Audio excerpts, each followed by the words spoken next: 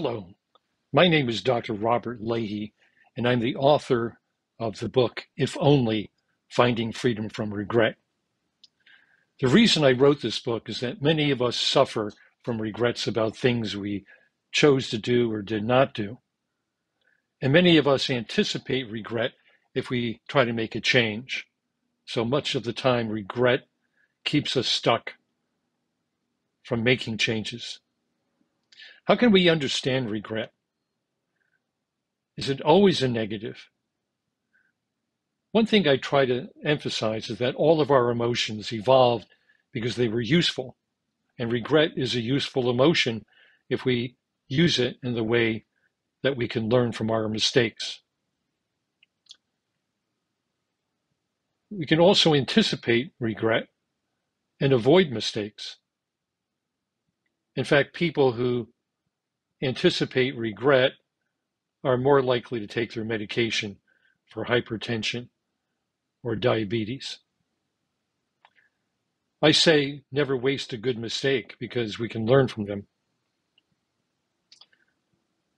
Even better, learning from the mistakes that other people make so that you don't have to suffer their regrets. In the case of guilt, which I view as regret on steroids, it turns out that people who express guilt and apologize sincerely are more likely to be trusted in a work setting and more likely to have better relationships.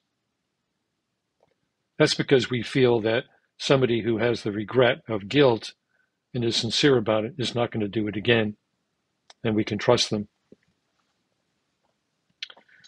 Another point I make is that your style of making decisions affects your likelihood to have regrets. Some of us are what we call maximizers, always looking for a perfect outcome, which doesn't exist in an imperfect world. Others are satisfiers who are willing to be content with a range of outcomes, and they have what I call flexible expectations. Where do you stand on this? Some of us think that if we have any mixed feelings, we cannot make a decision because we'll regret it.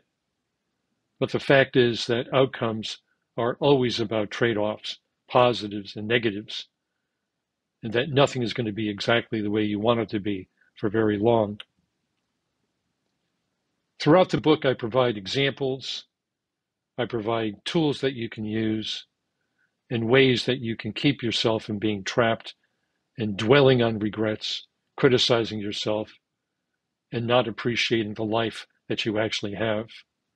Keep in mind that nothing in real life can ever compare to the fantasy that you have about what you think your life could be in a world that never existed.